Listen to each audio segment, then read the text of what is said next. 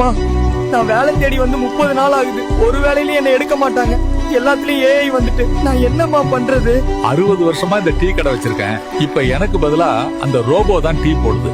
இப்ப இங்க யாருமே வரமாட்டுக்காங்க.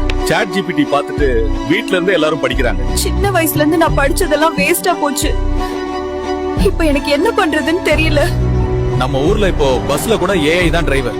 மனிதன் கிட்ட இருந்த வேலைகள்லாம் மெல்ல மெல்ல போயிடுதுங்க. நாங்க தான்டா ஃபியூச்சர். மாடர்ன் வேர்ல்ட்ல மேன் பவர் ரீப்ளேஸ் பண்றதுக்கு ரோபோட்டிக்ஸ் அண்ட் ஆர்டிஃபிஷியல் இன்டெலிஜென்ஸ் வந்துருச்சு. நிறைய ஃபேக்டரிஸ்ல லேபர்ஸை ரீப்ளேஸ் பண்றதுக்கு ரோபோட்டிக்ஸ் வந்துருச்சு. மேபி ஃபியூச்சர்ல நியூஸ் ரீடர்ஸை ரீப்ளேஸ் பண்ண ஏஐ நியூஸ் ரீடர்ஸ் வரலாம். நிறைய பேங்க்ஸ்ல ஸ்டாக்ஸை ரீப்ளேஸ் பண்ணிட்டு ATM CDM machines and GPay phone applications வந்துருச்சு.